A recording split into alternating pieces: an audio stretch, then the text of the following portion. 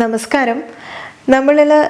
നമ്മുടെ കുടുംബത്തിലോ അല്ലെങ്കിൽ നമ്മളിൽ ആർക്കെങ്കിലും ഒക്കെ തന്നെ വീട്ടിലിഗോ വെള്ളപ്പാണ്ട് എന്നുള്ള ഒരു അസുഖം കാരണം, അസുഖം എന്ന് പറയാൻ വയ്യ, ഇതുകൊണ്ട് നമ്മുടെ ശരീരത്തിന് മറ്റുള്ള രീതിയിലൊന്നും ഹാംഫുള്ളായിട്ട് ബാധിക്കുന്നില്ല, പക്ഷേ അപ്പിയറൻസിലും നമ്മുടെ കോൺഫിഡൻസിലും ഒരു ലെവലിൽ വ്യത്യാസം വരുത്തും എന്നുള്ളതേ ഉള്ളൂ.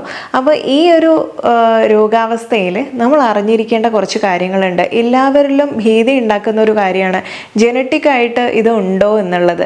അപ്പോൾ ഇങ്ങനെ കുറച്ച് സംശയങ്ങൾ അതുപോലെ തന്നെ നമുക്ക് ആയുർവേദത്തിൽ ചെയ്യുന്ന കുറച്ച് കാര്യങ്ങളും ഒക്കെ ഉൾപ്പെടുത്തിക്കൊണ്ടിട്ടുള്ള ഒരു വീഡിയോ ആണ്. ഞാൻ ഡോക്ടർ സജിത ദജിൻ.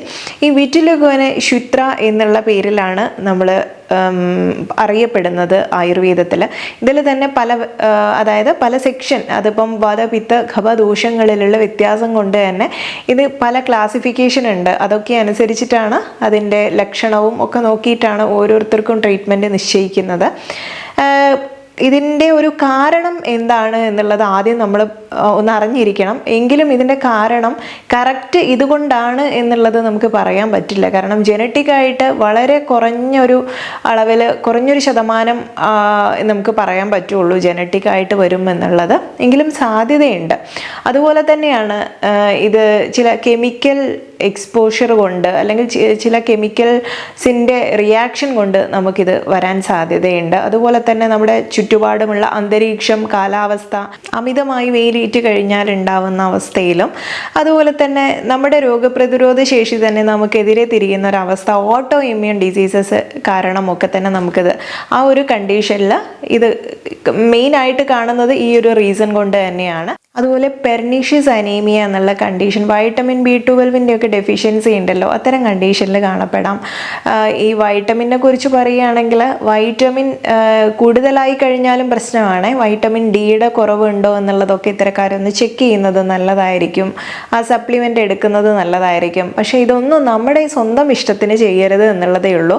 കാരണം നമ്മൾ ഇത് അധികമായിട്ട് ഒരു എക്സാമ്പിൾ പറയുകയാണെങ്കിൽ ഇപ്പം വൈറ്റമിൻ സിയുടെ ഒക്കെ തന്നെ വർഷങ്ങളോളം ഡോക്ടർ പ്രിസ്ക്രിപ്ഷനോ അല്ലെങ്കിൽ ഒരു ചെക്കപ്പോ ഒന്നും ഇല്ലാതെ കണ്ടിന്യൂസ് കഴിക്കുന്നവരുണ്ട്. അങ്ങനെയൊക്കെ വരുന്ന സമയത്ത് ഇത് അധികമായി പോയാലും ഇതുപോലുള്ള ചാൻസസ് കാണാറുണ്ട്. അതുകൊണ്ട് ഇത്തരം കേസ് ഒന്നും നമുക്ക് തള്ളിക്കളയാൻ പറ്റില്ല. അതുപോലെ തന്നെ തൈറോയിഡ്, ഡയബറ്റിക് ആയിട്ടുള്ള പേഷ്യൻസ്, ഇവരിലൊക്കെ ഇതിനുള്ള സാധ്യത കൂടുതലാണ്. റേഡിയേഷൻ്റെ സൈഡ് എഫക്റ്റ് കൊണ്ടും കാണപ്പെടാറുണ്ട്. അതുപോലെ എടുത്തു പറയേണ്ടതാണ് ഓക്സിഡേറ്റീവ് സ്ട്രെസ് കൂടിക്കഴിഞ്ഞാലും ഇത് വലിയൊരു പ്രശ്നമാണ് കേട്ടോ. ഇനി നമ്മൾ ആയുർവേദത്തിൽ എടുത്തു പറയുന്ന ചില ലക്ഷണങ്ങൾ തന്നെയുണ്ട്. വിരുദ്ധ ആഹാര വേഗവിധാരണ, അതിഭോജന, അത്യമ്ല ലവണ മധുര ഉപയോഗ, ഈ കാര്യങ്ങളൊക്കെ തന്നെ. അതായത് നമ്മൾ ഒരു പരിധിയിൽ കൂടുതലായിട്ട് ഒരുപാട് വർഷങ്ങളായിട്ട് വിരുദ്ധാഹാരം മാത്രം ചെയ്യുന്നവരുണ്ടായിരിക്കും. അതിനൊന്നും അത്ര തന്നെ കാര്യമാക്കാറില്ല. വിരുദ്ധാഹാരം എന്ന് പറയുമ്പോൾ പലരും ഒരു പുഞ്ചിരിയാണ് മുഖത്തുണ്ടാവാറ്. ഇതൊന്നും വലിയ പ്രശ്നമില്ല എന്നുള്ളത്. ഇത് പലപ്പോഴും നമുക്ക് ഒരുപാട് സ്കിൻ ഡിസീസസിനൊക്കെ കാരണമായി തീരാറുണ്ട് കേട്ടോ. 1-2 ദിവസം കഴിച്ചാൽ വയറിനൊരു ബുദ്ധിമുട്ടേ ഉണ്ടാവുള്ളൂ. പക്ഷെ വർഷങ്ങളോളം അത് തന്നെ ഫോളോ ചെയ്ത് വന്നാൽ നമ്മുടെ ദഹന പ്രക്രിയയൊക്കെ തന്നെ താളം തെറ്റി ഇതുപോലുള്ള ഇഷ്യൂസൊക്കെ വരാൻ സാധ്യതയുണ്ട്. അതുപോലെ തന്നെയാണ് അതിഭോജന, ഭക്ഷണം അമിതമായിട്ട് കഴിക്കുക. എപ്പോഴും പറയുന്നത് പോലെ തന്നെ ഹെൽത്തി ആയിട്ടിരിക്കണം എന്നുണ്ടെങ്കിൽ നമുക്ക് ആവശ്യത്തിനുള്ള ആഹാരം മിതമായ രീതിയിൽ കഴിക്കുക എന്നുള്ളത് തന്നെയാണ് ഇതിൻ്റെയൊക്കെ നിദാനം അല്ലെങ്കിൽ കാരണം പറഞ്ഞു വരുമ്പോൾ എല്ലാത്തിൻ്റെയും കാരണം ഇതാണ്, അമിതമായിട്ടുള്ള ഭക്ഷണ ശൈലി തന്നെയാണ്.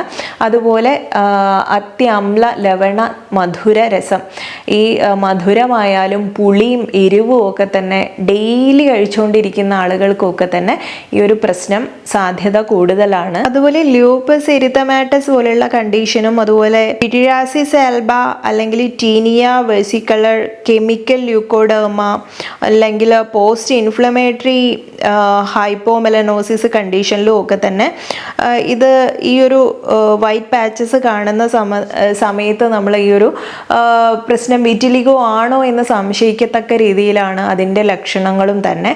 അതിന് വുഡ്സ് ലൈറ്റ് എക്സാമിനേഷൻ ഒക്കെ ചെയ്ത് കഴിഞ്ഞിട്ടാണ് നമ്മൾ ആ പാച്ചസിനെ വിലയിരുത്തിയിട്ടാണ് ഇത് ഏത് വിഭാഗത്തിൽപ്പെടുന്ന ലക്ഷണങ്ങളാണ് എന്ന് എന്നൊക്കെ മനസ്സിലാക്കുന്നത്. ഇത് കൂടുതലായിട്ടും പാച്ചസ് ആയിട്ടാണ് ബോഡിയിലെ കളറ് ചേഞ്ച് ആയി വരുന്നത്.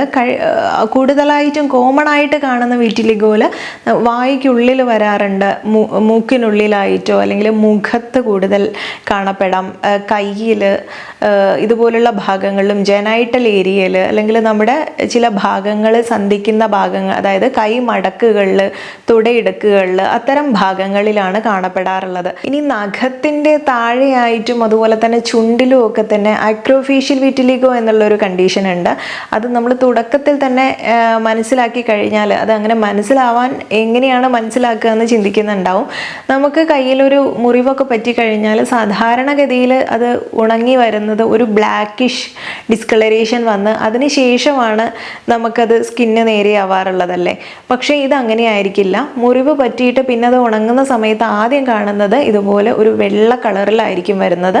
അപ്പോൾ അങ്ങനെ കാണുന്നുണ്ട് എന്നുണ്ടെങ്കിൽ നമ്മൾ ആ ഭാഗങ്ങളിൽ സൺസ്ക്രീനൊക്കെ അപ്ലൈ ചെയ്യുന്നത് പുറത്തേക്ക് ഇറങ്ങുന്ന സമയത്ത് അത് ചെയ്യാൻ വേണ്ടി മറക്കരുത്.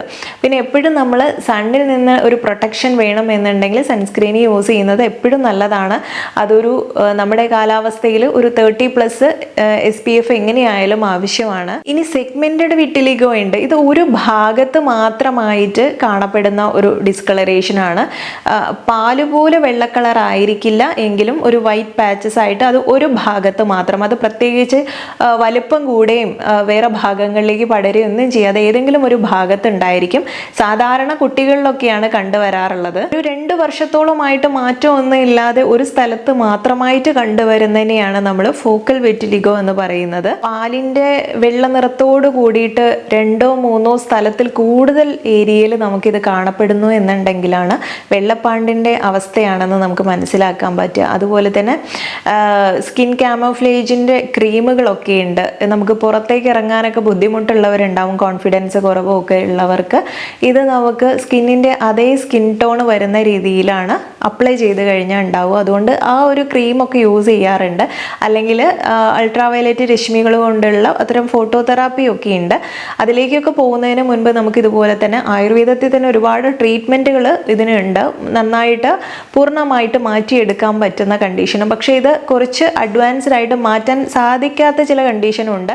ആരഖ്വാത, കരഞ്ച, ഖതിര, ഹരിതഗി, ദാരുഹരിദ്ര ഇങ്ങനെയുള്ള ഒരുപാടേറെ ആയുർവേദ മരുന്നുകൾ തന്നെ നമുക്കുണ്ട്. അത് ഉപയോഗിച്ചിട്ടുള്ള ഈ ഓയിലുകൾ അല്ലെങ്കിൽ ഘൃതങ്ങൾ തയ്യാറാക്കിയിട്ട് അത് സേവിക്കാൻ കൊടുക്കൽ, ഇങ്ങനെയുള്ള പലവിധ ട്രീറ്റ്മെൻറ്റുകൾ അത് ഓരോ ലക്ഷണത്തിനനുസരിച്ച് വ്യത്യാസമായിരിക്കും. പിന്നെ അതുപോലുള്ള ഡയറ്റും ഫോളോ ചെയ്യാൻ പറയാറുണ്ട്. ത്രിഫലാദി തൈലവും അവൽഗുജ ബീജാദി ലേപമായിട്ടും ഗന്ധക രസായന, തിക്തക ഘൃത, മഹാതിക്തക ഘൃത തുടങ്ങിയിട്ടുള്ള ഒട്ടനേകം ആയുർവേദ ഔഷധ പ്രയോഗങ്ങളുണ്ട്. വിറ്റിലിഗോ യൂണിവേഴ്സാലിസ് എന്നുള്ള ഒരു കണ്ടീഷൻ ഉണ്ട്. അത് മുഴുവനായിട്ട് ബോഡിയിലെ സ്കിന്നിലെ ഫുൾ പിഗ്മെൻറ്റേഷൻ നമുക്ക് നഷ്ടപ്പെടുകയാണ്.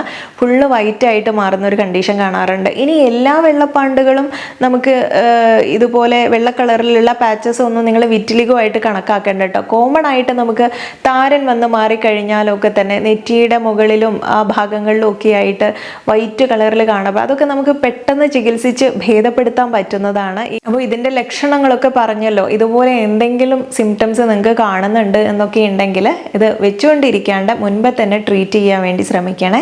അപ്പം ഇതിന് കാരണമായിട്ടുള്ള ചില ഭക്ഷണ രീതികളും നമ്മുടെ കാര്യങ്ങളും ഒക്കെ തന്നെ ഒന്ന് മാറ്റം വരുത്തുന്നതും നല്ലതായിരിക്കും.